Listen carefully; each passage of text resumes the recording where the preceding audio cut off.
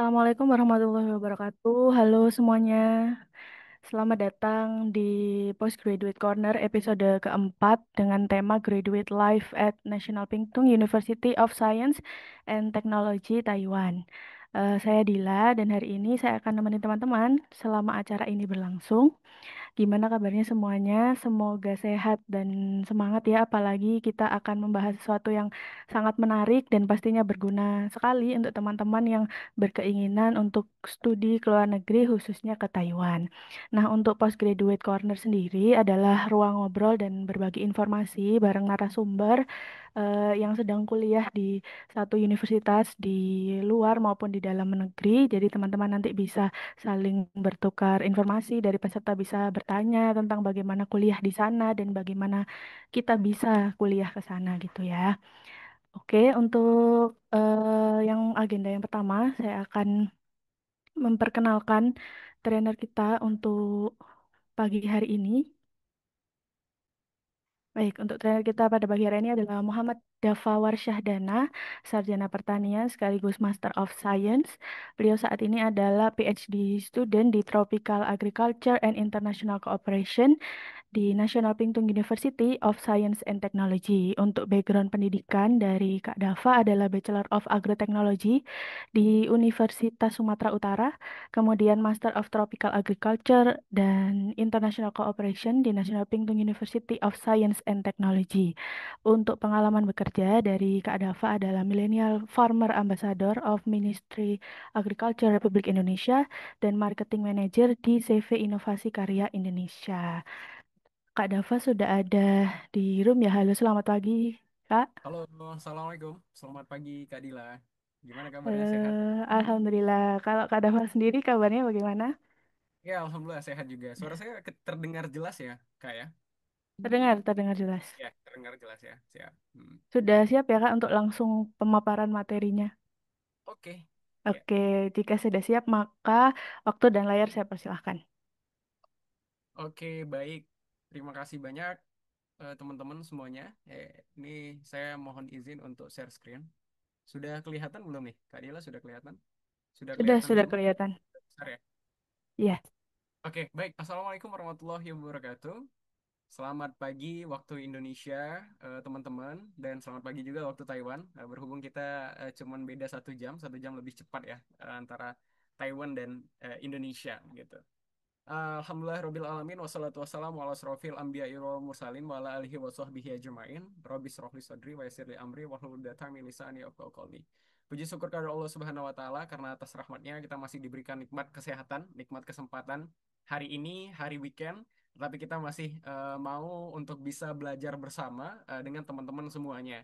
Dan tak lupa salawat serta salam kita hadiahkan kepada Nabi besar Muhammad SAW. Semoga kita mendapatkan syafaatnya di yaumil akhir kelak. Amin amin ya robbal alamin. Ya, baik. Terima kasih kepada sebelumnya saya ucapkan terima kasih kepada generasi peneliti yang telah memberikan kesempatan, kepercayaan kepada saya untuk hari ini berbagi cerita, kemudian juga bisa sharing-sharing kepada teman-teman semuanya. Tadi mungkin ketika dikenalin nah, ada sedikit kesalahan ya Kak ya, Kak Dila. Tadi logo universitas saya itu sebenarnya Pingtung University itu ada dua. nggak dengar. Nah, jadi kalau logo kita sebenarnya yang aslinya ini nih, cuman NPST yang logonya ada tiga nih. Oke, tapi nggak masalah gitu teman-teman. Jadi di Taiwan, nah saya kuliah di Taiwan teman-teman. Jadi akan cerita terkait dengan bagaimana sih aktivitas saya, kemudian juga bagaimana pengalaman saya ketika kuliah di NPST. Ya, sebelumnya kita izinkan saya untuk memperkenalkan diri. Nama saya Muhammad Dava Syadana, biasa dipanggil Dava. Dan kalau nama Mandarin saya adalah Lin Yushan gitu ya. Jadi kalau misalnya kita kuliah di Taiwan, nah itu biasanya kita menggunakan bahasa Mandarin. Semua mahasiswa pasti punya nama Mandarinnya gitu. Dan biasanya juga di teman-teman di kampus gitu. Kalau misalnya teman kita orang lokal, biasanya bisa manggil kita pakai nama bahasa Inggris. Kadang kan nama bahasa Inggris kita agak susah ya bagi pelafalan mereka atau mereka juga bisa menggunakan bahasa Jongwen atau bahasa Mandarin. Ya, saya lahir di Tanjung Merawa, Sumatera Utara. Jadi kalau dari Tanjung Merawa ke Medan kurang lebih sekitar 1 jam ya, 40 sampai 1 jam, teman-teman. Nah, 40 menit sampai 1 jam. Untuk education saya, Jadi background saya S1 saya di agroteknologi dari Universitas Sumatera Utara. Kemudian setelah selesai S1 saya melanjutkan S2 di Agribusiness Management Department of Tropical Agriculture and International Cooperation di National Pingtung University of Science and Technology di NPUST, dan itu di tahun 2022 sampai 2024. Kemudian di 2024 sampai sekarang ya saya langsung melanjutkan S3. Jadi cerita hal yang menariknya, ketika waktu itu saya masih di semester 3 pembukaan beasiswa ada gitu kan untuk S3. Alhamdulillah saya segera mendaftar walaupun saya waktu itu belum punya ini teman-teman, saya belum punya ijazah, tapi saya ada SKTL gitu dari universitas. Alhamdulillah diberikan kesempatan dan mendapatkan beasiswa yang terbaik begitu, Minister of Education Taiwan, yang banyak sekali saingan-saingan, kemudian juga orang-orang yang ingin di beasiswa tersebut, apalagi melanjutkan S3 yang cukup lama sekitar 4 tahun. Dan alhamdulillahnya rasa syukur saya hari ini sampai detik ini juga Allah berikan kesempatan itu kepada saya, dan inilah salah satu bentuk kontribusi yang bisa saya berikan, bisa membagikan sharing knowledge kepada teman-teman untuk bisa berbagi cerita inspirasi kepada kita semua. Oke, teman-teman, izinkan saya eh, menyampaikan kenapa sih harus tadi di Taiwan gitu. Nah, pertama, kalau kita lihat dari berbagai informasi, Taiwan itu dikenal sebagai apa?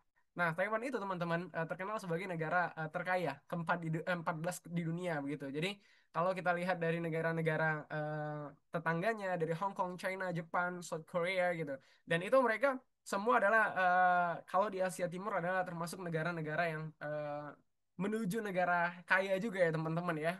Dan bisa kita lihat juga beberapa negara itu sudah menjadi negara yang kaya teman-teman. Dan hampir semua, beberapa kali saya sudah berkunjung, pernah tahun 2019 pernah ke South Korea juga gitu, dan hampir sama antara South Korea kemudian juga Jepang atau China kemudian juga Taiwan. Atmosfernya, lingkungannya itu hampir-hampir mirip teman-teman. Jadi sama kalau kita di Indonesia mungkin sama Malaysia atau Thailand, nah itu hampir-hampir culture-nya juga hampir-hampir mirip ya teman-teman. Nah, apa sih yang membuat Taiwan itu menjadi negara kaya? Salah satunya adalah teman-teman mereka punya TMSC gitu. Jadi ada salah satu semikonduktor mereka yang mereka itu bisa memproduksinya secara sendiri, dan itu digunakan baik itu di barang elektronik kita, baik itu di handphone, laptop dan lain sebagainya teman-teman. Itulah yang membuat mereka menjadi negara yang super power teman-teman. Baik, selain itu Taiwan juga terkenal sebagai negara yang tingkat keamanannya itu tertinggi teman-teman di dunia gitu. Artinya tingkat kriminalitas yang rendah, kemudian juga orang-orang nyaman di sini. Bahkan orang-orang itu merasa Taiwan ini menjadi negara yang walaupun kecil, tetapi mereka merasa itu negara yang sangat-sangat aman sekali gitu.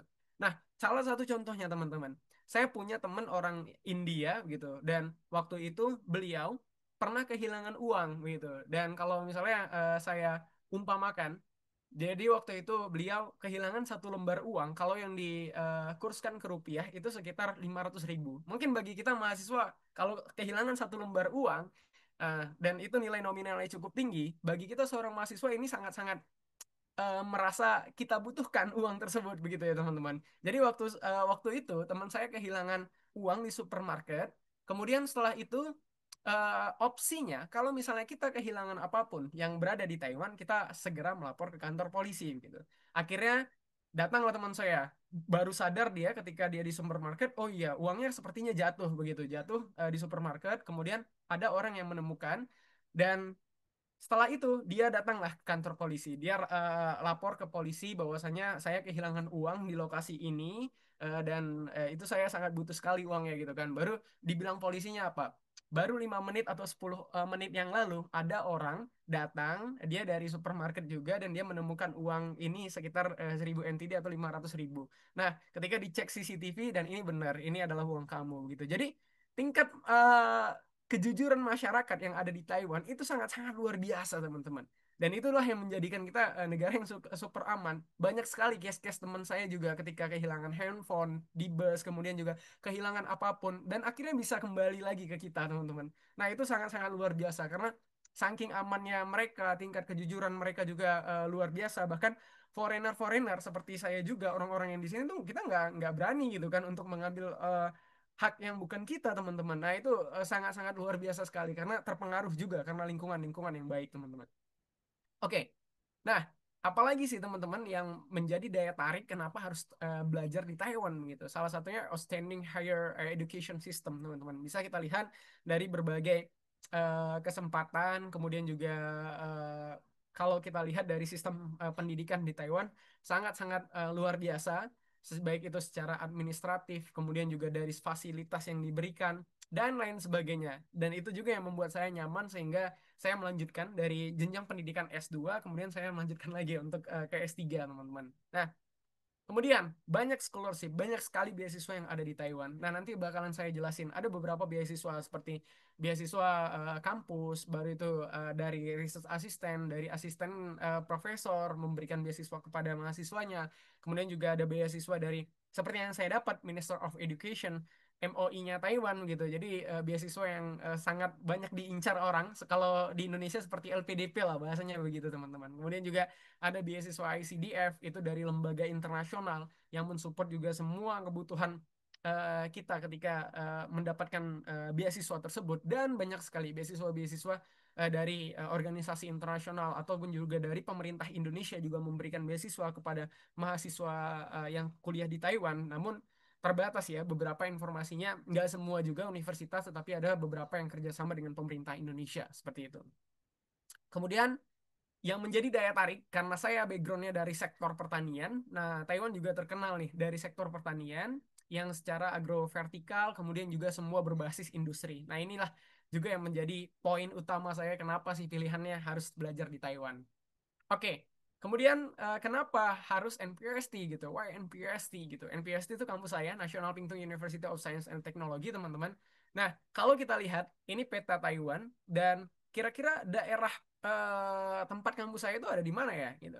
Nah, saya berada di Pingtung. Nah, ini teman-teman yang saya garis bawahi itu berada paling bawah, teman-teman, dan kalau teman-teman lihat di daerah Pingtung ini adalah daerah paling selatannya Taiwan, teman-teman. Nah, kalau daerah ibu kotanya di mana? Ibu kotanya berada di Taipei, teman-teman, di paling ujung utara. Jadi kalau pusat administrasi, misalnya kayak kantor kedutaan KDI Taipei, kantor dagang ekonomi Indonesia Taipei, nah itu berada di utara biasanya. Dan saya berada di paling selatan. Di bagian selatan, rata-rata itu semua sektor pertanian, semua ada, teman-teman. Baik itu di kebun nanas, kebun mangga, kemudian kebun-kebun yang lainnya, dan semua sektor buah-buahan. Nah, kemudian padi, beras dan lain sebagainya tuh hampir semua sektor pertanian itu berada di daerah Pingtung, teman-teman. Oke, kemudian kalau dilihat dari segi universitas, ya teman-teman bisa melihat, ups, mohon maaf,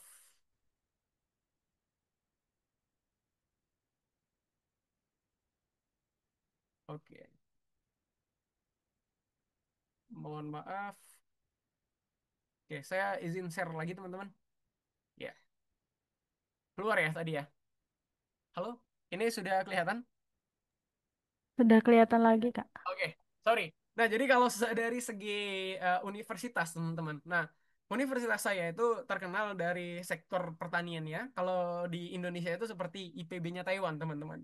Nah, jadi kalau dilihat dari rankingnya, teman-teman bisa lihat dari peringkat World University rankingnya, yaitu sekitar 351 sampai 400 by subject 2024, Times Higher Education Impact Ranking. Kemudian juga teman-teman bisa lihat peringkat yang ada di sini, UI Grand Matrix juga begitu. Jadi kita nomor satu di Taiwan, nomor dua di Asia, dan nomor 23 di dunia, teman-teman, terkait dengan sustainability, kemudian juga dengan environmentalnya juga yang menerapkan sistem Green Matrix, teman-teman. Dan ini menarik sekali di kampus universitas di NPST dan merupakan salah satu kampus terluas juga yang ada di Taiwan karena semua sektornya adalah berbasis pertanian, teman-teman. Oke. Nah, teman-teman, nih bisa ada beberapa kampus map saya. Jadi, teman-teman kalau mau melihat informasi lebih detail lagi terkait dengan website kampus dan lain sebagainya, teman-teman bisa scan di sini karena bakalan banyak informasi-informasi yang ada yang menarik begitu terkait dengan kampus sekolah di National Pingtung University of Science and Technology. Oke, ini ada beberapa departemen atau program. Jadi ada beberapa kita ada college, ada sekitar 6 college, kemudian ada 43 department atau program, salah satunya College of Agriculture, dan ini ada beberapa departemen, teman-teman bisa lihat di sini, dan itu banyak sekali departemen yang berkaitan semuanya dalam sektor pertanian. Kemudian ada College of Engineering, ya walaupun ada engineeringnya, tapi biasanya itu berkaitan juga dengan sektor pertaniannya juga begitu. Kemudian juga College of Managementnya juga, kemudian College of Humanities and Social Science, dan terus juga ada International College. Nah, ini kita kalau jurusan saya berada di Tropical Agriculture and International Cooperation, teman-teman. Dan biasanya paling banyak mahasiswa internasional itu ada di sana, teman-teman. Baik itu dari S1, S2, dan S3. Biasanya mengambil jurusan saya gitu di Tropical Agriculture and International Cooperation. Dan itu dari berbagai negara.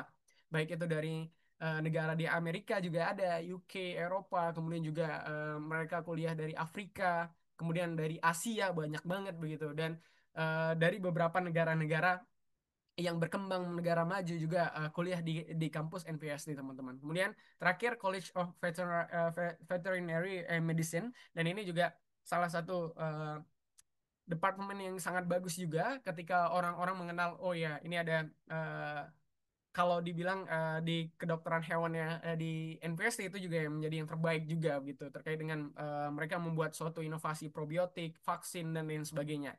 Kemudian ada program exchange program juga. Biasanya pertukaran pelajar. Ini ada dari kemarin, kalau teman-teman biasa sering familiar, dari ISMA, dari Indonesia, dari LPDP begitu. Kemudian juga ada program TIP program, kemudian ada banyak sekali program-program yang dibuat dari pemerintah Taiwan juga, bahkan dari NPST yang kolaborasi dengan universitas-universitas yang ada di dunia, teman-teman. Kemudian juga ada program double degree, biasanya nih MOU, universitas to universitas, teman-teman. Oke, nah sekarang saya ingin membahas apa aja sih kira-kira beasiswa yang ada di Taiwan begitu. Nah ini teman-teman sangat mudah sekali, teman-teman bisa lihat ini sudah saya buat aksesnya, dan teman-teman tinggal bisa memilih nih nanti beasiswa mana saja yang teman-teman mau coba gitu. Saran saya kalau bisa semuanya dicoba, tetapi disesuaikan dengan program apa kira-kira yang menarik begitu, dan apakah program tersebut disupport atau tidak beasiswanya begitu. Seperti misalnya kalau dari contohnya dari ICDF, dan itu hanya di departemen saya saja begitu menerima untuk menjadi sebagai awardee-nya. Walaupun banyak yang daftar begitu kan, tetapi mereka lebih mengkerucut lagi, dan orang-orang yang dipilih itu sangat-sangat sedikit sekali gitu. Representatif dari negara itu paling ya kayak tahun lalu dari Indonesia cuma 2 orang begitu, dan dari negara lain juga cuma 1 orang, jadi cuma 3 orang terpilih, teman-teman, di Taiwan ICDF gitu, dan sangat-sangat kecil sekali kesempatannya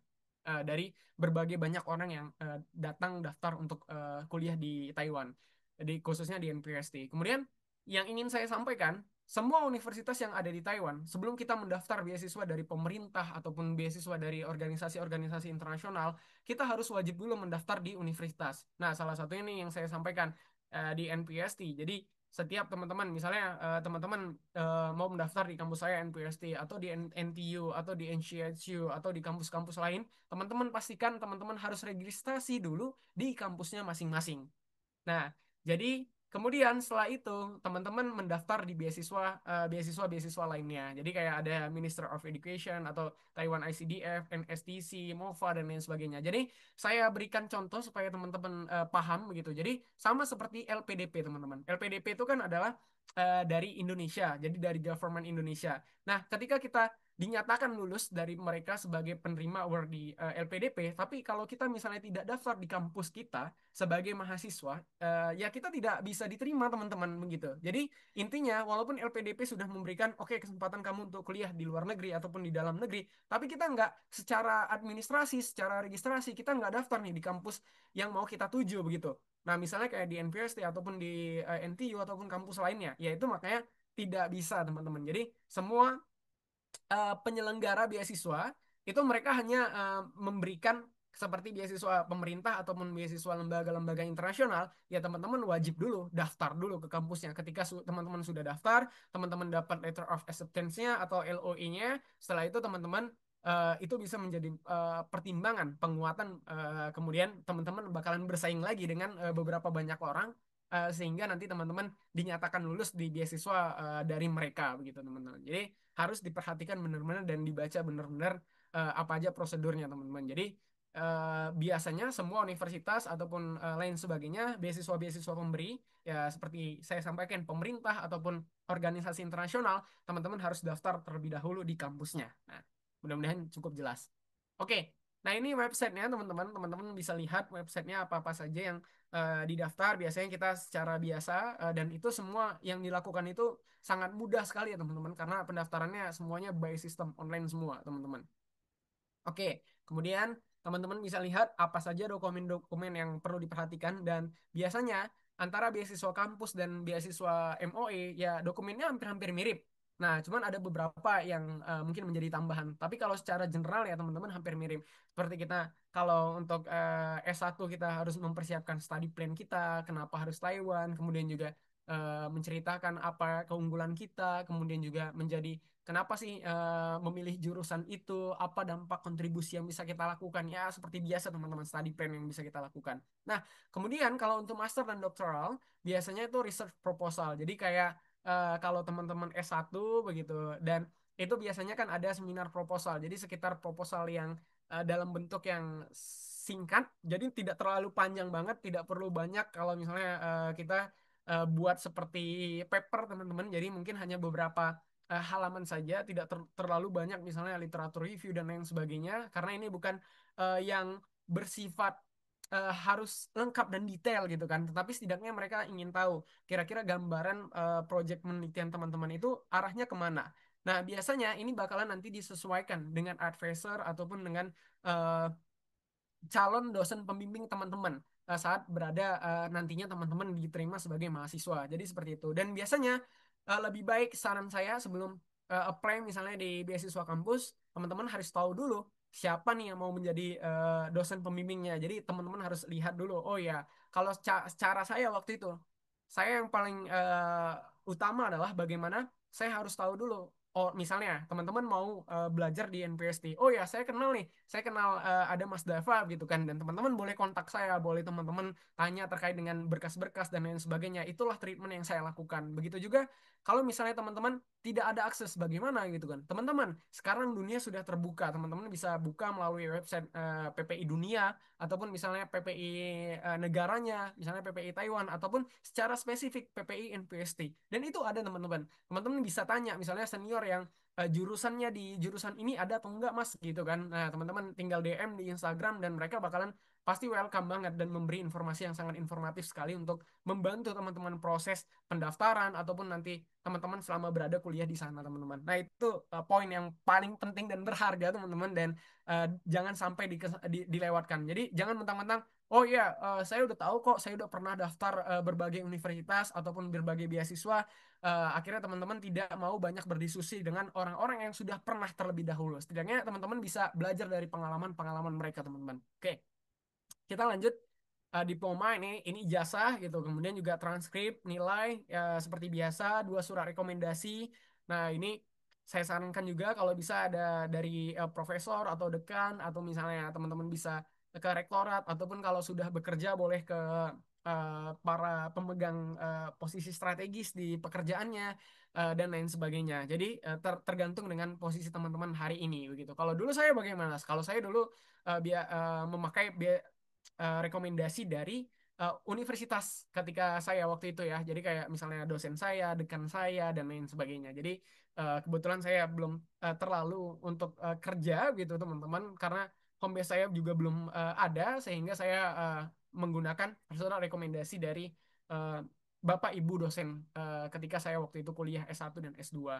Kemudian financial statement ini seperti biasa di bank begitu, teman-teman harus bisa kurang lebih sekitar 3.000 USD, teman-teman bisa dikurskan sendiri. Kemudian English Certificate, nah ini juga poin penting, ada TOEFL, paper, TOEFL CBT, IBT, IELTS, TOEIC, dan ini sebenarnya opsinya sangat banyak, banyak sekali teman-teman. Dan biasanya setiap universitas itu memiliki kebijakan masing-masing, jadi tidak bisa disamakan. Misalnya skor TOEFL CBT maksimumnya minimalnya berapa, atau IBT minimalnya berapa, IELTS dan lain sebagainya berapa. Kemudian kalau ada teman-teman Mandarin Certificate juga bagus, tapi biasanya ini hanya untuk yang apply dalam Chinese program, bukan untuk yang semuanya teman-teman. Jadi kalau biasanya kelas yang internasional ini tidak dibutuhkan dan tidak diperlukan gitu. Jadi hanya untuk mereka yang mau apply di program yang secara Mandarin teman-teman. Kemudian paspor, national ID, kemudian ada sertifikat kalau teman-teman punya sertifikat secara nasional, internasional. Nah, itu boleh banget teman-teman masukin. Kalau misalnya masih dalam bentuk bahasa Indonesia, teman-teman perlu ke penerjemah tersumpah untuk supaya semua dokumen ini dalam bentuk bahasa Inggris. Karena juga kan kita apply-nya ke universitas yang ada di Taiwan ya. Nah, jadi apalagi jurusannya yang bahasa Inggris. Jadi teman-teman harus apply semua aplikasi teman-teman menggunakan bahasa Inggris. Ya. Oke. Kemudian juga kalau misalnya beasiswa yang saya dapetin, yang saya dapat dari pemerintah Taiwan, biasanya itu bukannya di 1 Februari sampai Maret 31. Jadi kurang lebih sekitar 2 bulan dan teman-teman bisa melihat informasinya yang ada di sini. Teman-teman nanti bisa screenshot ataupun nanti bisa klik yang ada di sini teman-teman. Nah, kemudian berapa biaya, biaya hidup yang didapatkan? Kalau untuk anak S1 biasanya tuh sekitar 7.500.000 per bulannya. Kalau untuk anak master atau PhD, S2 dan S3 kurang lebih sekitar 10 juta per bulan, teman-teman. Nah, kemudian kalau biaya untuk kuliah bagaimana? Nah, kalau biaya kuliah biasanya kalau untuk anak S1, S2 atau S3 itu kan tidak terlalu banyak ya mata kuliahnya. Biasanya kalau kita cuma ngambil sekitar 10 SKS per semester ya itu sudah sangat cukup sekali teman-teman. Karena di sini maksimum itu 40.000 NTD sekitar 20 juta per semester teman-teman. Jadi kalau lebih dari itu biasanya bisa kena biaya tambahan, tapi ada juga yang universitas kerjasama bisa mendapatkan diskon ataupun bagaimana gitu. Dan saya sih selama kuliah di sini belum pernah kelebihan karena saya memanage waktu, kemudian juga kita punya strategi, jadi nggak semua saya harus ngambil misalnya harus 20 SKS gitu ya, enggak teman-teman, tapi kita punya strateginya. Jadi sehingga nanti di semester 1 berapa, semester 2 berapa SKS yang mau saya ambil, 3 berapa, sehingga saya tidak melebihi persyaratan ataupun regulasi dari MOI sendiri teman-teman. Nah, kemudian ada scholarship duration ya. Kalau misalnya untuk S1 sekitar 4 tahun, S2 2 tahun, dan S3 itu kurang lebih sekitar 4 tahun. Alhamdulillah saya karena S3 saya dapat yang 4 tahun. Kalau dulu S2-nya bagaimana? Beasiswa apa yang saya dapatkan? Waktu S2 saya mendapatkan beasiswa kampus teman-teman. Jadi saya waktu itu belum terlalu familiar terkait dengan beberapa beasiswa yang ada di Taiwan, seperti MOE Scholarship ini tidak saya coba gitu karena sangat minim sekali informasi-informasi terkait beasiswa ini, sehingga saya memutuskan ketika saya udah tahu S2 kuliah di sini, oh ternyata ada ya beasiswa terkait dengan pemerintah Taiwan begitu. Dan akhirnya ketika S3 ya saya menyempatkan untuk mempersiapkan berkas sehingga daftar di beasiswa MOE Scholarship karena sangat-sangat luar biasa. Dan apalagi ketika saya kuliah di daerah selatannya Taiwan, di daerah Pingtung, jadi tidak terlalu besar teman-teman. Bahkan saya bisa saving per bulannya berapa gitu. Karena ketika tinggal di asrama itu sangat-sangat murah sekali begitu kan biaya asrama.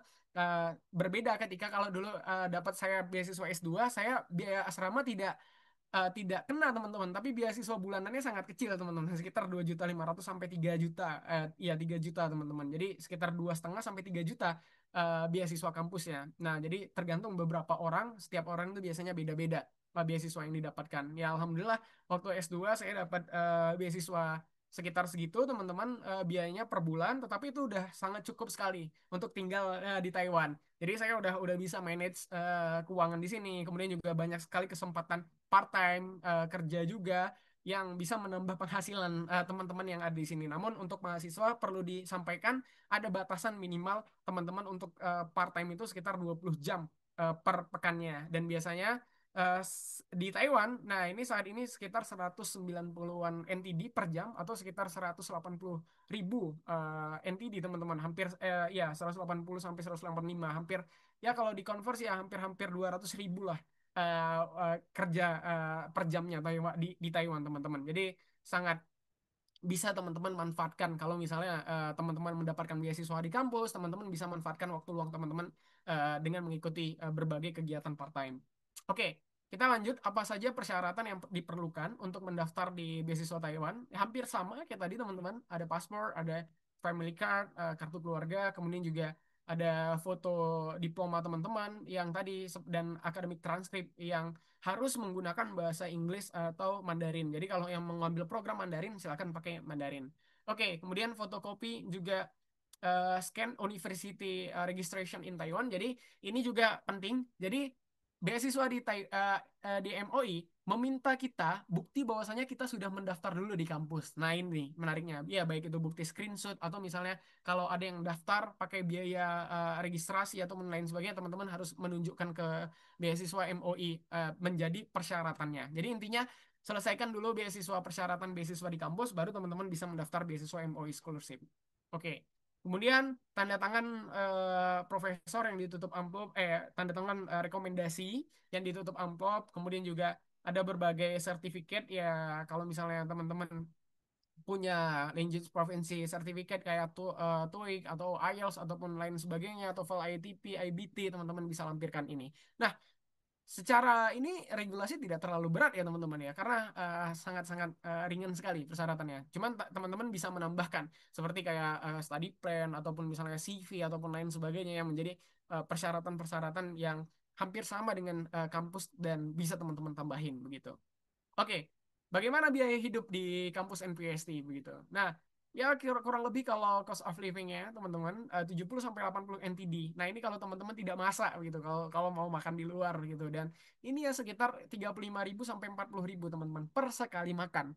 Nah, tapi kalau teman-teman masak biaya itu sangat-sangat bisa dikurangi sekali gitu teman-teman karena bisa memperingat apalagi biaya kehidupan sayur-sayuran di sini, kemudian buah-buahan itu sangat murah sekali. Jadi sebenarnya tidak terlalu besar kalau teman-teman bisa masak sendiri. Nah, kemudian National Health Insurance, ya ini ada berbagai beasiswa yang di cover. Kalau beasiswa hanya beasiswa ICDF kalau nggak salah dari internasional itu dari organisasi internasional yang di cover. Selain itu beasiswa yang lainnya kayaknya nggak di cover ya. Kalau LPDP ataupun lain sebagainya mungkin ini di cover juga sama pihak pemerintah. Kalau dari MOI itu tidak teman-teman. Jadi ini sudah dipotong nanti dari biaya beasiswa kita begitu. Kemudian ini dia biaya asrama kalau misalnya mendapatkan beasiswa kampus itu free teman-teman. Nah, atau ICDF scholarship yang beasiswa internasional itu free. Tapi kalau MOI kita tetap harus membayar juga sendiri teman-teman. Nah, seperti itu. Kemudian juga IRC. Nah, ini kalau beasiswa cuman ICDF sepertinya yang di cover, kalau yang lainnya itu tidak, teman-teman. Jadi tetap bayar setiap 6 bulan setiap 1 tahun sekali. Oke. Kemudian juga cost of living ya kira-kira 5.000 sampai 7.000 NTD per bulan ya sekitar 2.500.000 sampai 3.500.000 per bulan ya untuk biaya hidup di NPST di kampus saya. Nah, terus apa saja sih kegiatan-kegiatan yang bisa diikutin? Karena ya alhamdulillah teman-teman, di kampus kita di NPS itu sangat banyak sekali. Sekarang aja kurang lebih sekitar 70-an orang teman-teman. Waktu itu banyak program-program seperti double degree, kemudian program pertukaran pelajar dan lain sebagainya sehingga kurang lebih sekitar 100-an orang orang Indonesia yang ada di Taiwan teman-teman. Kalau secara general mungkin yang ikut program yang full degree-nya, misalnya S1 atau S2, S3 ya tidak sekitar 70-an orang. Sisanya mungkin 30-an orangnya mereka punya program yang hanya sekitar 1 bulan, 3 bulan, ataupun 6 bulan ketika mereka kuliah di NPST begitu. Dan waktu itu kita membuat kegiatan setiap tahunnya rutinitas. Ini teman-teman bisa lihat Indonesian Festival. Kita mengadakan kegiatan mempromosikan budaya Indonesia kepada orang-orang yang ada di Taiwan, kemudian membuat kegiatan-kegiatan yang sangat menarik seperti ada school anniversary, kita buat bazar, kemudian juga banyak kegiatan program-program yang kita lakukan ya PPNPST. Dan alhamdulillah karena ini bersifatnya ini dalam kawasan kampus aja itu udah sangat solid sekali teman-teman dari orang Indonesia, dari berbagai stakeholder yang kuliah di sini, baik itu dari orang yang bekerja di pemerintahan, bapak ibu dosen, kemudian juga ada mahasiswa, kemudian juga orang yang dari berbagai sudut pandang, entrepreneur, sociopreneur, semua itu mereka kuliah di NPST. Jadi sangat banyak sekali relasi-relasi yang kita dapatkan teman-teman ketika kuliah di luar negeri pastinya teman-teman. Dan ini suatu momentum yang sangat besar karena kita bisa memberikan suatu kontribusi walaupun kita jauh dari Indonesia tapi kita tetap bisa memaksimalkan kontribusi untuk Indonesia ke depannya. Inilah salah satu bentuk dan menjadi bukti sejarah nih. Kalau kita pernah hadir, kita pernah berada di luar negeri, tapi kita tetap berkontribusi secara maksimal, teman-teman. Nah, kemudian juga kegiatan keagamaan juga rutin juga dilakukan gitu kan. Ya teman-teman yang Muslim begitu, kemudian juga yang Kristen dan agama lainnya, teman-teman. Oke, kemudian juga banyak program-program yang ada di sini seperti international student, ada berbagai aktivitas, ada cultural exchange. Nah, ini kita mempromosikan budaya Indonesia kepada anak-anak SD lokal begitu kan, anak-anak SMP, anak-anak SMA. Jadi supaya mereka tahu tuh bagaimana budaya-budaya Indonesia. Kita memperkenalkan batik, mainan tradisional, makanan tradisional dan lain sebagainya kepada orang-orang yang berada di luar negeri, teman-teman. Oke, kemudian juga apa saja yang saya dapatkan? Yaitu international networking, jelas. Karena dari berbagai negara telah hadir di sini, jadi international networking itu semakin lebih luas lagi. Dari berbagai negara kita bisa belajar terkait budayanya, kemudian juga dari lingkungannya, negaranya. Bahkan ketika suatu saat kita berkunjung ke negaranya, kita nggak perlu khawatir gitu kan, karena ada teman kita, ada classmate kita, ada orang-orang yang sudah pernah berkenalan dengan kita terlebih dahulu, sehingga kita yakin suatu saat kolaborasi yang lebih besar ataupun ke depannya ini bisa lebih banyak lagi, teman-teman. Kemudian juga selain itu banyak agenda field trip ya biasanya yang dilakukan oleh universitas, bahkan bukan hanya universitas saja, bukan hanya dari rektoratnya saja, misalnya kayak dari NPST, dari International Affair-nya saja yang mengadakan, enggak teman-teman, tetapi banyak sekali, bahkan sekelas juga misalnya saya ngambil mata kuliah, nama mata kuliahnya Leisure Agriculture. Pasti setiap satu semester itu bisa 1 sampai 2 kali kita field trip, kunjungan ke perusahaan, kunjungan ke beberapa instansi ataupun kunjungan kemana ke tempat yang kita bisa banyak belajar begitu kan terkait dengan agriculture-nya, pertaniannya. Dan itulah yang saya suka kegiatan di kuliah di Taiwan. Dan itu adalah gratis, teman-teman, gratis tis-tis gitu ya. Karena biasanya itu sudah ada biaya akomodasi yang sudah disiapkan. Jadi kita tidak perlu membayar ini ya sepeser pun ya. Kalaupun ada bayar itu namanya ada asuransi. Paling pun sangat murah, teman-teman, cuma 15.000 gitu kan. Nah, itu kita udah dapat bus, kita udah dapat makan, kita udah dapat semuanya. Bahkan juga ke sana kita diperlakukan selayaknya turis dan lain sebagainya. Banyak agenda-agenda kebermanfaatan, teman-teman. Kemudian juga alhamdulillah saya waktu itu pernah berkesempatan diundang sama Minister of Tourismnya Taiwan untuk mempromosikan budayanya Taiwan dengan halal tourism ya, teman-teman. Jadi menarik, walaupun di Taiwan ini negaranya sangat kecil, kemudian juga minoritas umat Muslim, tetapi pemerintah mereka support terkait dengan kegiatan-kegiatan yang ramah Muslim. Jadi berhubung banyak juga orang-orang Muslim juga yang kuliah di Taiwan, sehingga mereka ingin bahkan restoran-restoran itu semua udah bersertifikat halal, teman-teman. Jadi menarik seperti itu. Jadi bahkan makanannya itu dipisahkan, tidak mengandung misalnya minyak babi ataupun lain sebagainya dari tempat makanan, wajannya semua, teman-teman. Bahkan juga ada mereka menyiapkan musola, ruang sholat untuk kita. Nah, itulah sangat-sangat menarik sekali Taiwan dan sangat-sangat ramah sekali terhadap Muslim. Sama seperti di kampus saya. Di kampus saya di NPST musolah itu ada sekitar 4, teman-teman. Jadi ada di dom cowok ada, kemudian juga di asrama cowok, di asrama cewek ada, kemudian juga ada di International College, kemudian ada di bioteknologi yang lumayan cukup besar. Biasanya kita sholat Jumat berada di sana. Nah, itu menariknya sekali kuliah di kampus saya, teman-teman. Nah, ini mungkin ada sedikit video, teman-teman, dan teman-teman bisa melihat bagaimana sih kira-kira eh, kampus di NPSD, teman-teman. Ya, selamat menyaksikan.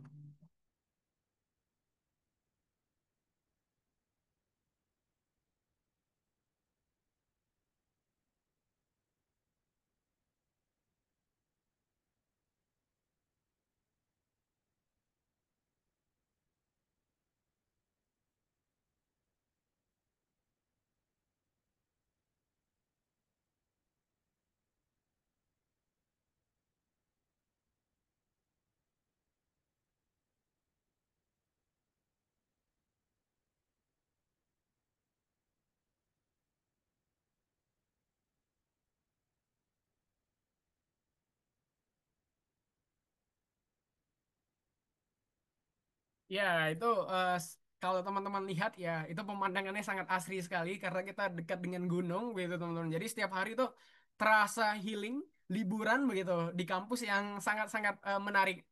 Makanya tidak heran kalau tadi di Taiwan kita peringkat 100 terkait dengan ramah lingkungannya ya teman-teman. Kemudian juga peringkat 2 di Asia, bahkan peringkat 23 di dunia teman-teman. Jadi sangat-sangat asri sekali. Bahkan bus-bus yang ada di sini itu semua elektrik teman-teman, listrik teman-teman. Jadi bahkan juga ketika kuliah di sini karena kita kampusnya tanjakan. Mungkin kalau di kampus-kampus lain tuh menggunakan sepeda gitu kan. Tapi kalau kita di sini menggunakan skuter listrik begitu. Jadi kita pakai biasanya orang-orang rental biasanya menggunakan skuter listrik. Nah, itulah salah satu gebrakan kebijakan yang mereka buat supaya ramah lingkungan. Kemudian juga walaupun kita ada sewa sepeda juga, tapi biasanya kalau karena jarak yang terlalu jauh, saya pernah teman-teman jogging misalnya dari asrama saya ke pintu depannya kampus saya NPST itu kurang lebih kalau bolak-balik itu sekitar 1,5 jam teman-teman.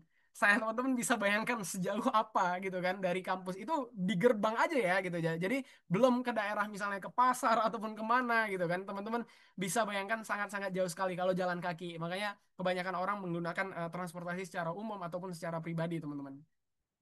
Oke, nah kemudian, nah ini kita karena berkaitan dengan research story, apa sih tesis topik saya? Jadi ini saya menceritakan ketika saya S2, waktu itu apa topik penelitian yang saya bawa teman-teman. Nah, saya membawa terkait gender perception and adaptation of Chile farmers to climate change, a case study of batubara regency in Indonesia.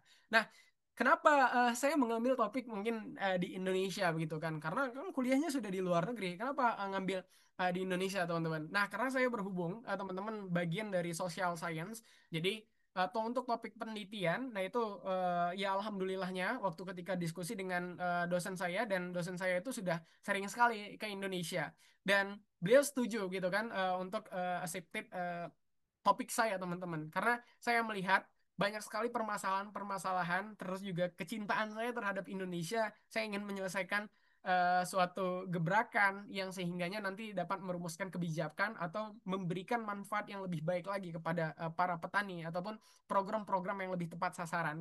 Nah, jadi sehingga saya mengambil topik ini ketika S2 teman-teman. Nah, kalau untuk S3 nanti belum bisa saya sampaikan gitu kan kepada teman-teman semua, tetapi kalau terkait itu saya bakalan kembali lagi ke Indonesia Sumatera Utara dan ingin saya meneliti terkait dengan digital platform teman-teman terkait dengan mudah-mudahan nanti bisa segera di ACC ya oleh profesor saya mohon doanya gitu karena saat ini saya masih semester 2 teman-teman jadi cukup kalau secara topik profesor udah oke tetapi kalau secara desain metodologi dan lain sebagainya yaitu masih tahap diskusi dan saya minta doanya untuk teman-teman semua sehingga pada kesempatan ini saya izinkan saya untuk membahas terkait dengan master saya apa yang saya lakukan.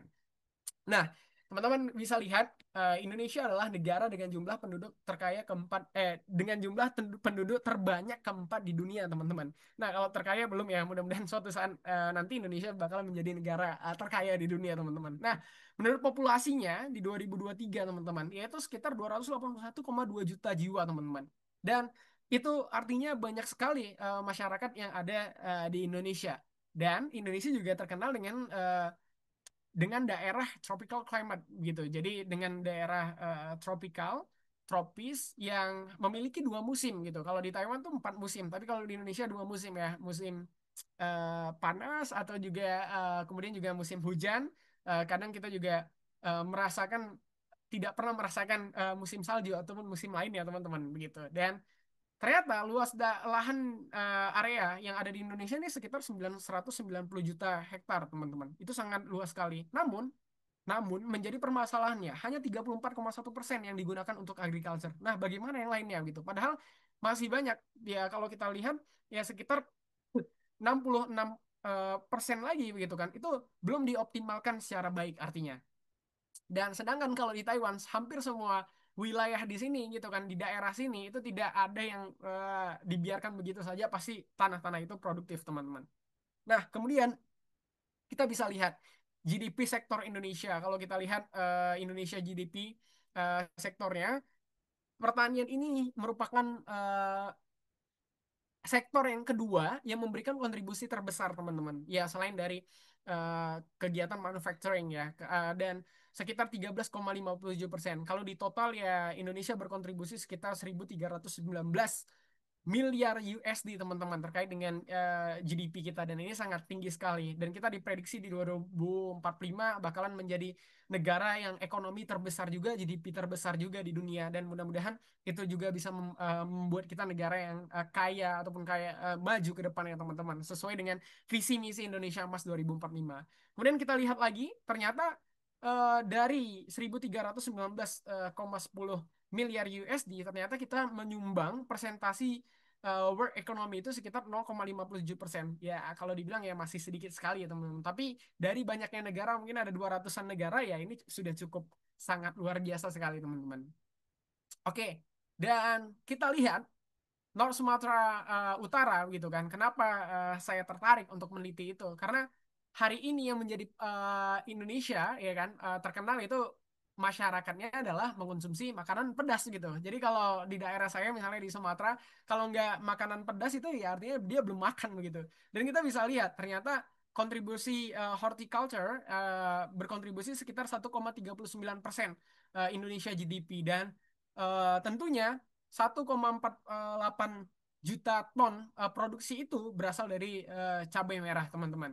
Nah, ini salah satu bukti contoh ya chili farmer in North Sumatra Province di tempat saya. Kemudian juga ternyata Sumatera Utara juga terkenal dengan eh,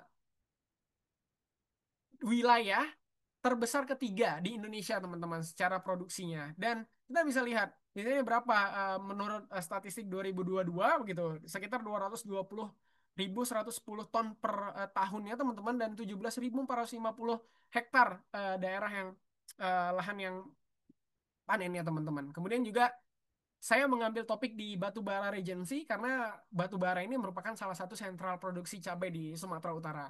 Nah, ini teman-teman bisa lihat, ini grafik yang sudah saya olah teman-teman yang sebelumnya itu grafiknya hanya berbentuk angka, tetapi ketika kita sudah melihat grafik ini, kita bisa melihat teman-teman, di tahun 2013 sampai 2023 saya mengambil 10 tahun terakhir. Saya mengamati bagaimana perubahan iklim yang terjadi di Indonesia dan saya kaitkan dengan produksi cabai merah yang ada di daerah Sumatera Utara, khususnya di daerah Batubara, Kabupaten Batubara. Nah, ini menariknya, kalau teman-teman lihat grafik yang warna orange, nah ini grafik yang menunjukkan terkait dengan produksi cabai, teman-teman. Sedangkan kalau yang biru itu terkait dengan rata-rata tinggi rendahnya curah hujan, teman-teman. Nah, kalau teman-teman bisa baca dari ini, di tahun 2013 misalnya, kemudian ternyata produksi curah hujan itu pertama meningkat, kemudian menurun, kemudian naik lagi, ya, kemudian naik lagi. Bahkan kalau misalnya produksinya ini bisa sangat mempengaruhi. Jadi artinya kalau kita ambil kesimpulan, semakin tinggi curah hujan, ini teman-teman bisa lihat di 2018 ya sampai di 2023, 2018 sampai 2023, semakin tinggi curah hujan, ini akan mempengaruhi produksi cabai merah ini semakin menurun. Berbeda kalau ini ada beberapa tahun 2015, 2017, teman-teman bisa lihat grafiknya. Kalau semakin rendah curah hujan, ini bakalan meningkatkan produksi cabai merah begitu. Ternyata begitu grafiknya. Dan dalam beberapa tahun terakhir ya memang di daerah tersebut sering sekali gitu kan ya banjir kemudian juga terkena beberapa curah hujan yang sangat tinggi begitu. Dan bagaimana saya mau melihat apakah adaptasi, apakah sudah ada strategi yang mereka lakukan karena ini bisa berdampak pada kenaikan harga cabai merah, kemudian juga pada faktor-faktor yang lainnya. Karena ini bakalan menjadi multiple effect juga gitu kan karena salah satu produksi cabai gitu kan mungkin mengalami kenaikan ini bakalan mempengaruhi harga-harga yang lainnya kan teman-teman bahkan harga misalnya orang yang sering mengkonsumsi pedas misalnya pedas gitu kan ataupun lainnya oh cabai merah lagi naik dan lain sebagainya ya makanya cabai harga-harga yang lainnya ini bakalan tinggi juga begitu jadi kalau kita lihat ya ini sangat-sangat menarik sekali sehingga saya mengambil topik seperti ini, topik terkhusus di daerah Sumatera Utara di Kabupaten Batubara. Jadi Batubara ini bukan Batubara, tapi ini nama teman-teman, nama Kabupaten Batubara teman-teman. Oke, nah apa efeknya kalau misalnya terjadi perubahan iklim teman-teman? Teman-teman bisa lihat ada berbagai penyakit, kemudian busuk, cabai busuk karena akibat curah hujan yang tinggi ataupun terlalu panas ataupun terlalu eh, misalnya kita kurang melakukan perawatan akibat naik turunnya curah hujan ataupun lain sebagainya. Ini kan juga dapat mengakibatkan berbagai hama datang begitu kan. Kemudian penyakit datang sehingga bisa menyerang tanaman dan kalau tidak dilakukan dengan adaptasi ataupun dengan kegiatan strategi yang lainnya menggunakan climate smart agriculture, nah itu bakalan berdampak teman-teman terhadap produksi tanaman cabai merah teman-teman. Dan kita bisa lihat juga ternyata kalau kita lihat secara global dan ini sudah diteliti, ya dampak perubahan iklim ini ya kita tidak ada bisa untuk mengatasinya ya, karena itu adalah kehendak Allah gitu kan, kehendak Tuhan gitu teman-teman. Jadi perubahan iklim, kemudian banjir, longsor itu kita tidak bisa untuk mencegahnya, tetapi kita setidaknya bisa melakukan eh, tindakan mitigasi ataupun preventifnya yang bisa kita lakukan sehingga kita bisa mengetahui uh, ketika terjadi misalnya perubahan iklim kita bisa menggunakan varietas yang unggul, contohnya seperti itu. Kita bisa menggunakan teknologi yang tahan terhadap hama ataupun penyakit, kemudian juga kita bisa menggunakan berbagai teknik seperti menggunakan kultur jaringan, kemudian juga menggunakan berbagai strategi yang bisa kita lakukan, atau misalnya konservasi air kalau misalnya terjadi kekurangan kita pakai irigasi dan lain sebagainya. Nah, inilah yang saya mau lihat bagaimana kira-kira apakah pemahaman petani yang berada di daerah Sumatera Utara begitu kan, khususnya mereka mengenai terkait dengan perubahan iklim ini sudah ada atau belum. Ternyata dari hasil yang saya dapatkan, ternyata petani perempuan biasanya itu lebih peka dia terhadap perubahan iklim, karena petani cabai ini itu biasanya nggak semua itu ya laki-laki, tetapi perempuan juga ada, sama seperti tadi contoh yang di awal foto tadi itu yang hampir rata-rata ya perempuan yang melakukan budidayanya juga teman-teman, kemudian juga dibantu sama yang laki-laki juga ya kan untuk mengambil ini. Dan bagaimana cara mereka, apakah walaupun mereka tahu terkait oh ya ternyata sudah terjadi nih perubahan iklim, apakah mereka mempunyai pengaruh yang besar atau tidak dalam mengambil tindakan. Misalnya mereka menggantinya dengan berbagai teknik, misalnya dengan varietas yang unggul atau tidak, atau masih ada pengaruh juga nih dari seorang laki-laki gitu kan yang mungkin punya kendali yang besar. Nah, ini makanya saya teliti teman-teman waktu S2. Nah, ini juga beberapa studi juga, karena setiap laki-laki dan perempuan memiliki perbedaan dalam mengatasi climate change teman-teman. Dan sehingga saya menilai membuat kira-kira apa yang dapat dilakukan. Nah, dari hasil penelitian saya dapatkan bahwasanya dalam 10 tahun terakhir seperti yang tadi, ya semua petani antara laki-laki dan perempuan mereka menerima, memang mereka sudah mengetahui terjadinya perubahan iklim. Kemudian juga dari berbagai persepsi juga perempuan ini memandang bahwa musim hujan itu menjadi lebih panjang dibandingkan dengan petani laki-laki. Artinya rasa kepekaan mereka itu terhadap iklim ini mereka lebih mengetahui gitu dibandingkan seseorang yang seseorang laki-laki begitu. Kemudian juga bagaimana merancang strateginya, bahwasanya misalnya apakah juga faktor-faktor misalnya terkait dengan eh, pengaruh gender, kemudian juga pengalaman bertani ataupun status lahan, akses ke kredit ataupun layanan penyuluhan ini juga menjadi dampak yang positif atau tidak. Ternyata saya dapatkan teman-teman dari hasil penelitian, gender, pengalaman bertani, status lahan, akses terhadap kredit, akses terhadap layanan penyuluhan, kelompok tani itu memiliki dampak yang positif terhadap keputusan petani untuk menerapkan berbagai strategi adaptasi perubahan iklim di sektor pertanian. Sebaliknya, seperti usia ataupun pendidikan, kemudian jumlah anggota rumah tangga memiliki dampak negatif dan signifikan terhadap keputusan petani untuk mengadopsi berbagai strategi adaptasi perubahan iklim, teman-teman. Jadi, artinya ketika kita sudah mengetahui apa saja yang menjadi faktor-faktor yang mempengaruhi mereka melakukan strategi adaptasi, ini menjadi bagian penting bagaimana merumuskan kebijakan agar kebijakan itu tepat sasaran. Nah, sehingga nantinya ini dapat berguna, berdampak untuk kepada petani, sehingga ketika terjadi perubahan iklim ataupun hari ini sudah bisa diterapkan, bisa kita lakukan secara bersama-sama untuk mengantisipasinya. Seperti di daerah salah satu penelitian saya juga Lubuk Cui begitu. Saya tertarik dengan inisiatif dari gebrakan yang mereka lakukan. Mereka punya koperasi. Jadi ketika harga cabai lagi turun di pasaran teman-teman, mereka tidak menjual cabainya teman-teman.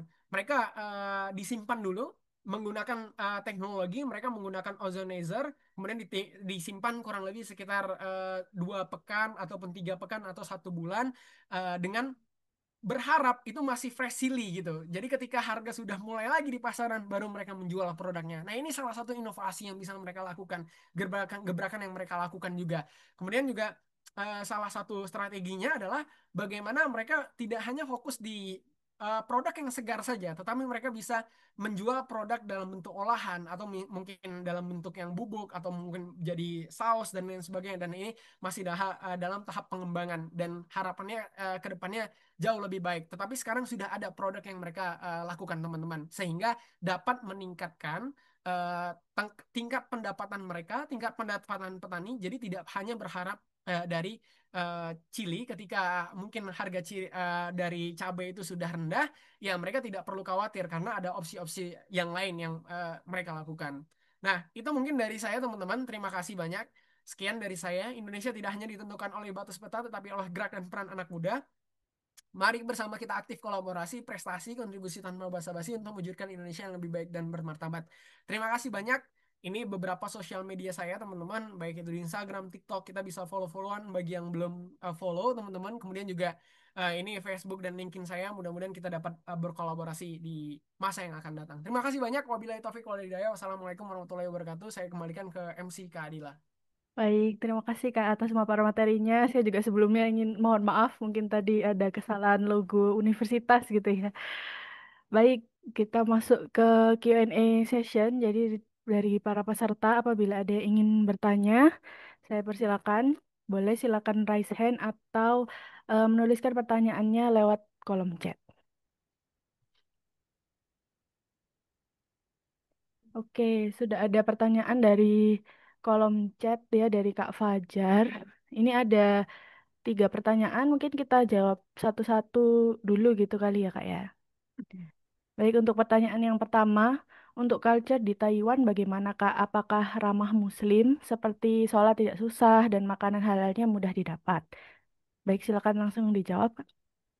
Oke, kalau untuk terkait dengan culture yang ada di Taiwan, ya seperti yang saya bilang teman-teman, ya Taiwan itu negara yang Muslim friendly teman-teman. Jadi akses untuk kegiatan orang-orang yang Muslim itu tidak susah karena banyak sekali. Bahkan di terminal misalnya ataupun di stasiun itu ada juga ruang sholat prayer room juga yang bisa kita yang bisa kita gunakan untuk sholat teman-teman. Kemudian juga kalau di kampus saya ya tentu sangat Muslim friendly sekali karena banyak akses-akses bahkan teman-teman internasional juga sangat tahu ketika saya tinggal di asrama juga yang saya harus bangun pagi kemudian juga mungkin ada alarm yang pagi ya itu mereka sudah tahu rutinitas yang bisa kita lakukan tinggal cara kita melakukan sosialisasi aja dengan mereka bahwasanya kita harus bangun pagi setiap hari begitu kan dan mereka tidak masalah gitu teman-teman dan itu ya alhamdulillah ketika sholat ya itu baik itu di mana saja itu bisa kita gunakan juga yang penting kalau kita berpergian jangan lupa bawa sajadah gitu dan kita ketika ada toilet kita bisa ngambil udu kemudian itu ya kita bisa melakukan sholat di mana saja sebenarnya tetapi kalau ada misalnya teman-teman berpergian dan ada tempat musolah dan lain sebagainya ya teman-teman bisa gunakan itu teman-teman kemudian untuk makanan halal ya beberapa makanan halal kalau di daerah Taiwan, khususnya di Pingtung ya itu mungkin agak sulit, tetapi kita biasanya order. Jadi kalau kita mau masak makanan halal, kita biasanya order dulu gitu. Jadi misalnya beberapa hari ke depan, nah ini daging-daging ataupun semua ayam ataupun semua yang kita butuhkan. Nah itu kita bisa order dan jangan khawatir, banyak juga toko Indonesia yang ada di sini. Jadi ada salah satu indeks dan semua produk Indonesia itu ada yang bersertifikat halal dari MUI. Jadi produk Indonesia yang ada yang dari Indonesia itu kemudian diekspor ke Taiwan dan itu bisa kita konsumsi pastinya teman-teman. Kemudian untuk makanan tadi sudah saya jawab ya. Jadi kalau misalnya kita mau concern lebih halal lagi yaitu kita makanannya biasanya order atau masak sendiri. Tapi biasanya alhamdulillah ada juga karena mereka di sini biasanya ikut misalnya ada suaminya kuliah di sini, istrinya ikut dan istrinya itu biasanya buka catering begitu untuk mahasiswa-mahasiswa yang ada di Indonesia. Jadi kita bisa order juga setiap hari ada menunya apa gitu. Jadi kita tidak perlu khawatir dan semua itu disiapkan dengan halal teman-teman. Alhamdulillah dan itu yang saya lakukan. Jadi kalau saya sibuk nggak bisa masak ya itu treatment yang saya lakukan adalah saya biasanya memesan makanan yang halal. Kemudian terkait penerjemah tersumpah Yaitu saya rasa hampir semua universitas ketika kita kuliah di luar negeri, kalau ijazah kita atau transkrip nilai kita masih dalam bentuk Indonesia, yaitu kita harus terjemah tersumpah dulu teman-teman. Dan itu bukan hal yang yang apa ya, yang luar biasa, tetapi memang udah biasa teman-teman. Jadi ketika dokumen kita itu belum dalam bentuk bahasa Inggris, ya maka kita perlu di penerjemah tersumpah dulu. Biasanya ada lembaga-lembaga resmi. Nanti kalau teman-teman butuh, teman-teman boleh hubungin saya, nanti saya rekomendasikan penerjemah tersumpah mana kira-kira yang tepat. Atau generasi peneliti juga mungkin banyak ya orang-orang yang sudah eh, menjadi narasumber di kegiatan ini. Nah, nanti teman-teman bisa diberikan juga kontak aksesnya mereka juga, sehingga nanti bisa memudahkan teman-teman untuk bisa menguruskan berkas-berkas. Kemudian untuk study plan, itu bagaimana? Nah, study plan itu tergantung. Jadi kalau teman-teman mau melanjut S1, itu teman-teman wajib menggunakan study plan. Tapi kalau sekarang udah lulus S1, sekarang mau lanjut S2 atau S3, ya itu biasanya proposal. Riset proposal teman-teman. Jadi kalau study plan itu biasanya kalau teman-teman baru lulus SMA, kemudian mau lanjut ke S1, itu bisa biasanya digunakan. Ya, study plan itu masing-masing berbeda. Teman-teman bisa akses sebenarnya di Instagram, kemudian juga di YouTube. Banyak sekali orang yang menjelaskan terkait dengan study plan dengan berbagai uh, inovasi-inovasi yang mereka lakukan. Biasanya juga study plan ini berkaitan dengan background kita, menceritakan sedikit background kita dalam beberapa paragraf. Kemudian juga setiap beasiswa itu berbeda, teman-teman. Kalau misalnya SCDF tuh cuman ya sedikit sekali, paling sekitar berapa kalimat atau berapa kata, 500 kata gitu kan. Nah, seperti membuat tulisan esai gitu kan. Itu sudah mencakup biografi kita secara singkat, kita kita mau peneliti tentang apa, kemudian kontribusi apa, kemudian juga apa menjadikan kelebihan kita, kenapa kita layak dibandingkan kandidat lain. Nah, itu sekitar 500 kata. Itu beasiswa ICDF. Tapi kalau beasiswa MOI biasanya tuh ya sekitar satu halaman atau dua halaman gitu. Yaitu kurang lebih sekitar 1.000 kata atau 1.500, ya kurang lebih seperti itu. Memang tidak ada batasannya. Ya, teman-teman harus perhatikan lagi dari masing-masing universitas atau pemberi beasiswa teman-teman. Nah, mudah-mudahan terjawab ya, Mas Fajar. Ya. Oke, Hmm. Ini pertanyaan kemudian kedua dari Kak Rizal Ramadan di kolom chat juga. Halo, selamat pagi Kak. Saya mau bertanya, jadi saya S1-nya ambil jurusan ilmu tanah, lalu untuk S2 adakah rekomendasi jurusan di kampus National NPS. Pingtung University? Ya, Ya, silakan Kak. kebetulan ya. Salam ya, kalau saya dulu S1-nya juga agroteknologi ilmu tanah gitu. Jadi kalau ilmu tanah tuh Viva Soil Solid ya, begitu ya Mas ya, Mas Rizal. Nah, kalau untuk ngambil S2 di kampus saya sangat-sangat ada gitu. Tapi karena berhubung saya waktu itu eh, ketika S1 saya merasa wah ini sepertinya saya pingin mengembangkan bisnis ketika S2 dan S3, dan saya memang mau fokus ke arah sana. Akhirnya ya saya tidak melanjutkan lagi studi di ilmu tanah. Tetapi kalau untuk jurusan ilmu tanah ada, dan banyak beberapa orang Indonesia juga mengambil jurusan tersebut, Mas. Jadi jangan perlu khawatir. Yang penting ambil dulu departemennya sama kayak saya, jadi Tropical Agriculture and International Cooperation. Kemudian nanti setelah itu Mas nanti setelah kuliah di sini baru Mas bisa fokuskan. Tapi ketika menulis riset, Mas harus fokus ke dalam ilmu tanah sehingga nanti diarahkan profesornya menuju ke arah ilmu tanah begitu, kurang lebih. Jadi intinya ilmu tanah ada jurusannya di sini, dan pertama harus ngambil di departemen saya dulu sehingga nanti kuliahnya dalam bentuk bahasa Inggris dan nanti bisa diarahkan ke profesornya, dan nanti Mas bisa ngambil kelas yang ada profesor Mas, seperti itu. Ya, mudah-mudahan terjawab Mas Rizal. Oke. Mungkin dari Mas Rizal jika ada feedback. Oh iya, boleh. Baik, terima kasih Kak. Untuk pertanyaan selanjutnya dari Kak Leviana yang sudah raise hand, silakan boleh on mic. Halo, selamat pagi. Halo, Selamat selamat pagi. pagi. Saya mau izin bertanya. Pertama, kalau saya mau daftar di kampus Taiwan untuk Spring Mhm, 2026 nanti, namun kan untuk beasiswa MOE itu kan baru buka Februari kan. Nah, benar. pengumumannya Mei. Jadi, sedangkan kalau untuk Spring itu sudah masuk kuliah di Februari itu. Jadi, Hmm. apakah tidak balance atau adakah cara lain untuk bisa dapat MOE dan juga tetap bisa di kampus Taiwan di Spring. Yang kedua saya mau tanya kalau untuk beasiswa di NPUST itu apakah dia ada allowance juga dari profesor atau seutuhnya dari OIA-nya untuk uang bulanannya? Terima kasih, Kak. Oke, baik. Terima kasih. Pertanyaan yang sangat menarik, Kak Liviana. Jadi kalau untuk spring, kalau misalnya kakak masuk spring, nah itu kakak sangat sedikit kesempatannya. Jadi tidak bisa dapat beasiswa dari MOI, karena MOI itu memang eh, pendaftarannya itu hanya untuk mahasiswa yang baru saja gitu. Jadi kalau misalnya kakak coba di spring ini, maka kakak tidak bisa ketika nanti pun kakak diterima menjadi mahasiswa NPST dan kakak mau coba lagi begitu kan. Nah itu ya kakak harus ngulang lagi nanti dari awal. Jadi kalau misalnya itu memang harus dipertimbangkan dengan secara baik. Nah, kalau misalnya memang kakak yakin, oke, dengan beasiswa kampus saja sepertinya sudah cukup dan tetap melanjutkan di Spring, ya silakan saja, monggo saja begitu, silakan. Tapi kalau misalnya, oh ya kayaknya kakak merasa kakak ini kandidat yang kuat gitu kan, potensial gitu dan ya tetap harus bersaing juga gitu kan dengan kandidat-kandidat lainnya. Dan kakak kalau kakak mau menunggu ya untuk mau mencoba beasiswa MOE ya kakak bisanya nanti di fall semester. Jadi di bulan Februari buka ataupun Maret, nah kakak bisa masukin berkas di sana seperti itu. Kemudian juga untuk pertanyaan yang kedua, apakah ada beasiswa tambahan atau tidak? Nah itu sebenarnya tergantung kak dari profesor masing-masing profesor. Kalau boleh tahu kak Liviana mau ngambil jurusan apa ya? Supaya saya punya kasih sudut pandang juga. Soil, Water, and Conservation Engineering itu, Kak. Oh iya, iya ya. Itu juga ada jurusan itu di sini. Kemudian juga profesornya juga oke baik-baik juga gitu. Dan biasanya itu tergantung masing-masing dari advisor, tergantung kerjasama yang kita lakukan. Biasanya mahasiswa itu biasanya email dulu gitu kan, profesor gimana? Kira-kira ada kesempatan untuk beasiswa dapat beasiswa atau enggak gitu kan? Kalau misalnya diterima, kalau misalnya pun kekurangan ataupun bagaimana, tergantung kita komunikasi sebenarnya. Jadi teman-teman saya ketika mereka merasa kayaknya kurang begitu beasiswa yang berada yang misalnya dari NPST gitu ngasih beasiswa sekitar 2,5 juta ataupun 3 juta gitu per bulannya. Nah, kayaknya menurut mereka masih kurang.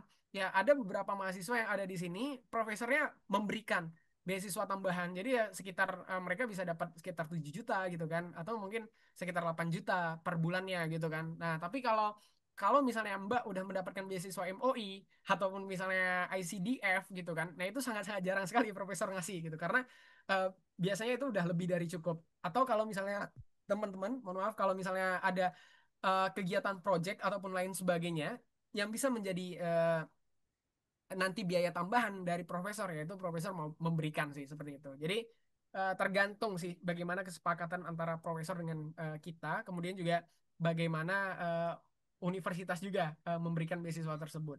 Nah, kalau ya makanya saya sarankan opsi lain kalaupun misalnya tidak ada kesempatan ya banyak sekali sebenarnya terbuka kegiatan part time. Jadi kalau teman-teman ngajar guru bahasa Inggris untuk anak-anak SD di sini itu 200.000 per jamnya begitu. Jadi teman-teman bisa bayangkan per jamnya sekitar 200.000 sekitar 400 NTD gitu. Tapi kalau kerja biasa mohon maaf ya tadi kayaknya saya salah gitu ya itu sekitar 90.000 atau 100.000 per jamnya. Jadi kalau teman-teman punya potensial untuk belajar di sektor akademik ya itu boleh sekali gitu. Jadi tergantung lagi-lagi pertimbangkan dengan baik. Tapi kalau saya sarankan karena kesempatan beasiswa itu besar ya MOI ataupun ICDF dan itu biasanya bukannya di fall semester, saya sarankan untuk mengambil di fall semester kak karena nanti kakak bisa merasakan atmosfernya juga dengan mahasiswa-mahasiswa baru lainnya begitu. Kadang kalau di spring ini kadang kadang kita datang cuma satu-satu sendiri gitu kan jadi kita kayak nggak ada classmate-nya jadi classmate-nya tahun berapa dan lain sebagainya ada teman saya yang seperti itu jadi saya sarankan kalau di fall semester kan biasanya rame-rame itu datangnya baru semua itu mahasiswa baru jadi kita kayak tidak ketinggalan begitu dan mengikuti kadang teman saya yang di fall semester ya dia ngambil yang di spring semester jadi misalnya dia ngambil mata kuliah yang semester ganjil gitu kan oh iya dia sama junior gitu kan tetapi dia kadang sama senior juga gitu jadi sangat-sangat tanggung segitu mungkin itu Kak Leviana terima kasih. Baik, dari Kak Leviana bagaimana? Apakah ada feedback? Terima kasih. Oke, baik, sama-sama. Pertanyaan selanjutnya dari kolom chat dari Kak Agnes. Saya ingin bertanya, ketika mendaftar S2, apakah butuh mencari supervisor terlebih dahulu atau bisa langsung mendaftar ke jurusannya ya? Karena di beberapa negara ada konsep Master by Research dan coursework. Untuk di Taiwan, apakah semuanya kombinasi? Hmm. Baik, dari Kak Leviana, bagaimana? Sudah, apakah ada feedback? Oke, baik, sama-sama. Pertanyaan selanjutnya dari kolom chat dari Kak Agnes. Saya ingin bertanya, ketika mendaftar S2, apakah butuh mencari supervisor terlebih dahulu atau bisa langsung mendaftar ke jurusannya ya? Karena di beberapa negara ada konsep Master by Research dan Masih mute, Kak. Mohon maaf.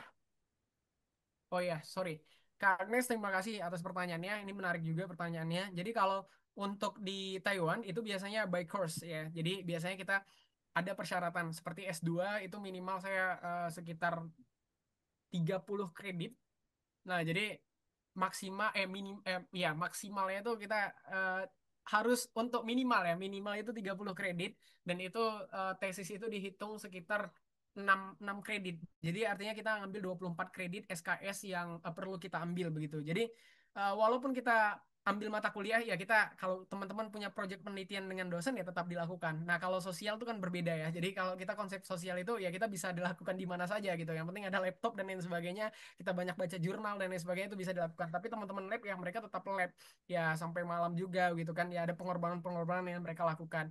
Nah, kalau misalnya untuk S3 bagaimana? Nah, S3 menurut saya tuh lumayan cukup ringan untuk mata kuliahnya karena durasi pendidikannya itu sekitar 4 tahun dan biasanya di semester 1 sampai 4 itu udah kelar gitu mata kuliah. Karena misalnya di semester 4 ya kita cuman satu kredit aja yang kita ambil begitu. Biasanya semester kayak sekarang saya mungkin opsinya semester awal saya cuma ngambil 7 SKS dan udah selesai. Kemudian ini saya ngambil 5 SKS, udah 12. Kemudian untuk disertasi saya itu sekitar 12 SKS. Jadi ya udah 24. Ya artinya saya butuh ya kurang lebih sekitar 6 lagi, 6 SKS lagi dan itu hitungan saya ya mungkin di semester 3 saya eh, ngambil mata kuliah pun udah selesai sebenarnya. Tapi di semester 4 karena ada mata kuliah wajib, misalnya kelas seminar yang cuma satu SKS, tapi kita harus ngambil begitu. Jadi intinya itu disesuaikan lagi. Kalau misalnya kita bagaimana. Dan untuk profesor lebih baik kakak harus menghubungi profesor terlebih dahulu supaya kakak tahu misalnya targetan mana apakah profesor ini sudah sesuai dengan bidangnya atau belum dan ketika nanti kakak sudah tahu oh ya ini profesornya aseptif gitu kan ataupun ACC gitu jadi nanti ketika kakak mau mendaftar berkas ya mereka tuh tinggal menyesuaikan oh profesor ini ataupun kakak bisa tunjukin gitu kan bukti screenshot kakak ke percakapan melalui email kepada profesornya bahwasanya sudah diterima bukan sudah diterima ya bahasanya profesor sudah mengizinkan kita lah gitu kan bahwasanya bisa menjadi mahasiswa bimbingannya itu lebih baik lagi ya setidaknya kakak bisa punya berikan proposal kemudian proposal kakak bisa dilihat oh ya ini relate dengan penelitian saya kadang ada beberapa profesor minta zoom meeting ataupun bagaimana ya itu ya silakan saja tapi kalau lebih baik dari saya dari sekarang sudah bisa walaupun itu tidak ada ketentuan ya karena nanti bisa jadi ketika kakak daftar di sini, kemudian nanti kalau kakak belum mendapatkan advisor ataupun profesor, nah nanti itu disesuaikan dengan riset proposal kakak. Jadi kalau riset proposal kakak yang kakak tulis misalnya mau menuju S3 ataupun S2 ini arahnya kemana, nanti itu dari pihak DTIC sendiri, dari pihak departemen saya sendiri, itu nanti menentukan oh iya, ini penelitian ini misalnya saya begitu kan, lebih ke agribisnis manajemen. Oh, profesornya misalnya profesor A atau misalnya profesor B ataupun profesor C ataupun D. Begitu juga kalau misalnya kakak mengenai tentang ilmu tanah, makanya disesuaikan dengan profesornya. Mereka bakalan memberikan rekomendasi. Nah, rekomendasi ini tentunya bukan menjadi kewajiban nantinya enggak. Jadi kakak itu setidaknya mereka memudahkan mereka akses mereka. Jadi kakak tinggal nanti ketika datang ke sini sudah diarahkan ini misalnya rekomendasi dari kami begitu kan. Kamu bisa datang, kamu ajak diskusi dengan profesor ketika mereka setuju ya kakak diterima tapi kalau misalnya profesor bilang oh ya saya sudah penuh misalnya ataupun bagaimana ya kakak bisa mencari advisor yang lain jadi kita biasanya diberi waktu sekitar 1 bulan untuk mendapatkan izin syarat sah kita untuk mendapatkan profesor secara sah secara legal ketika kita sudah menjadi mahasiswa di university seperti itu kurang lebih kak. Baik, dari Kak Agnes mungkin ada feedback boleh disampaikan. Dan saya juga akan membuka pertanyaan yang lain untuk para peserta apabila ada yang ingin bertanya. Silahkan.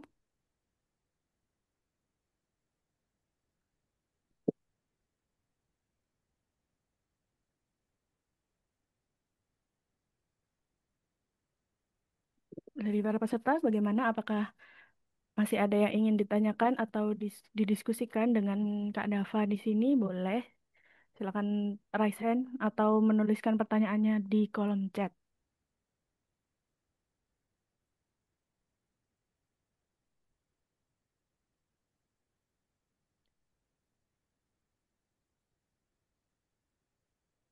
Oh, Ini ada pertanyaan dari Kak Rizal di kolom chat, mungkin sambungan dari pertanyaan yang tadi ya, rekomendasi jurusan.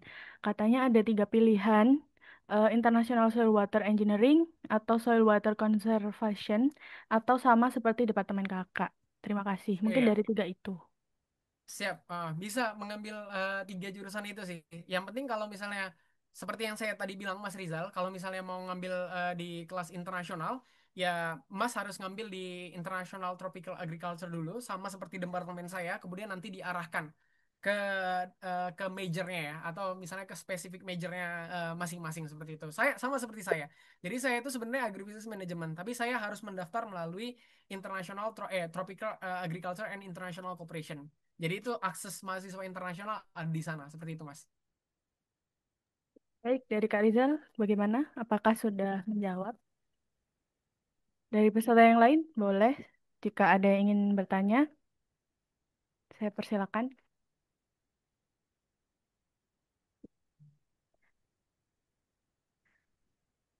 Apabila sudah tidak ada pertanyaan di sesi ini, mungkin kita akan cukupkan untuk Q&A session-nya. Untuk menutup Q&A session ini, mungkin dari Kak Dava ada closing statement yang ingin disampaikan ke peserta, boleh saya persilakan. Ya, oke, baik teman-teman. Pastinya eh, untuk kuliah di luar negeri, ya teman-teman harus bisa mempersiapkannya dengan baik. Dan jangan takut ya untuk kuliah di luar negeri, karena kesempatan kita untuk bisa belajar lebih banyak, kemudian juga berelasi, networking, dan lain sebagainya itu membuka pikiran kita, mindset kita untuk menjadi pribadi yang lebih baik ke depannya. Untuk itu, siapkan dari sekarang. Saya tunggu teman-teman untuk kuliah lanjut di luar negeri. Apapun itu, negara manapun itu, universitas manapun itu, yang penting di luar negeri dan kita bisa kolaborasi kembali. Dan pastinya jangan lupa untuk kembali ke Indonesia karena sejatinya semakin jauh kita dengan Indonesia, teman-teman, justru kita semakin cinta dengan Indonesia. Itu yang saya rasakan dengan teman-teman yang lainnya. Bahkan hari ini saya juga pakai batik begitu kan. Bahkan setiap pertemuan, setiap agenda ataupun apapun itu, teman-teman, saya semakin cinta sama Indonesia dan saya pengen membuktikan juga kepada teman-teman internasional bahwasanya Indonesia adalah negara yang besar, Indonesia adalah negara yang bukan sembarangan, tetapi Indonesia adalah negara yang bakalan menjadi pemimpin dunia ke depannya. Terima kasih banyak. Wassalamualaikum warahmatullahi wabarakatuh. Waalaikumsalam warahmatullahi wabarakatuh. Terima kasih Kak Dava atas pemaparan materinya, juga untuk para peserta atas pertanyaan-pertanyaannya yang sangat menarik. Sebelum kita masuk ke penutup, kita akan ambil dokumentasi terlebih dahulu ya. Jadi untuk para peserta apabila ada yang ingin eh, on cam, saya persilakan, saya tunggu beberapa detik mungkin gitu ya.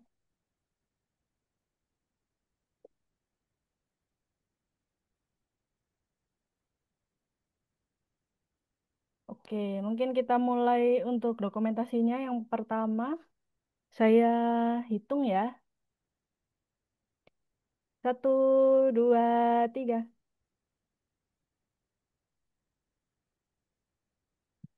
Satu lagi, satu, dua, tiga.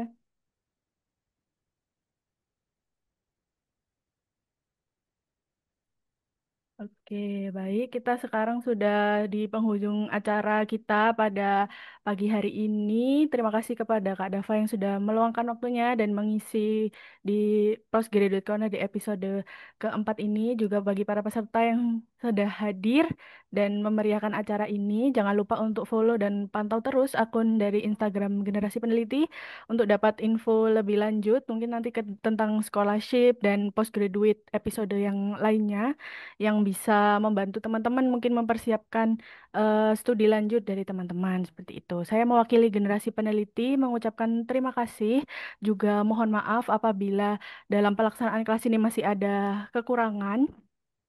Semoga apa yang kita bahas dan kita bicarakan di hari ini bisa bermanfaat untuk kehidupan kita sehari-hari. Selamat melanjutkan aktivitas semuanya. Wassalamualaikum warahmatullahi wabarakatuh. Selamat pagi. Waalaikumsalam warahmatullahi wabarakatuh. Terima kasih kakak-kakak semuanya dan generasi peneliti ya sudah menyelenggarakan event ini. Keren banget. Oke, Terima kasih, baik. Kak Dava. Di sini saya live ya kak ya. Assalamualaikum. Waalaikumsalam.